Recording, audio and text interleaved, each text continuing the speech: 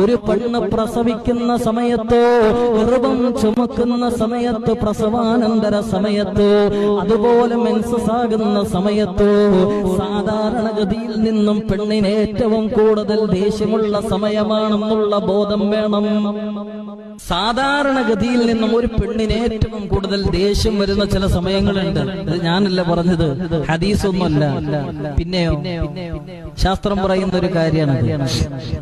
Period ആകുന്ന സമയത്ത്, ആർത്തവമുണ്ടാകുന്ന സമയത്ത്, പ്രസവിച്ച് കിടക്കുന്ന സമയത്ത് ചിലപ്പോ നമ്മളെ കൊണ്ടൊക്കെ സഹിക്കാൻ, ക്ഷമിക്കാൻ കഴിയില്ല. ക്ഷമയുടെ നെല്ലിപ്പലക കാണുക എന്നൊക്കെ പറയുന്നില്ലേ, അതിന്റെ അപ്പുറമായിരിക്കും ചില കാര്യങ്ങളൊക്കെ. എന്നാലും ഒന്ന് പിടിച്ചിരുന്നൊന്ന് ക്ഷമിക്കാനുള്ള രീതി നമുക്കുണ്ടാകണം. അപ്പോഴാണ് ദാമ്പത്യ ജീവിതം മനോഹരമാകുന്നത്. എന്ന് പറഞ്ഞാൽ വിട്ടുവീഴ്ച. കുറച്ചും കൂടി മോഡേൺ ഭാഷയിൽ പറഞ്ഞു കഴിഞ്ഞാൽ അഡ്ജസ്റ്റ്മെന്റ്.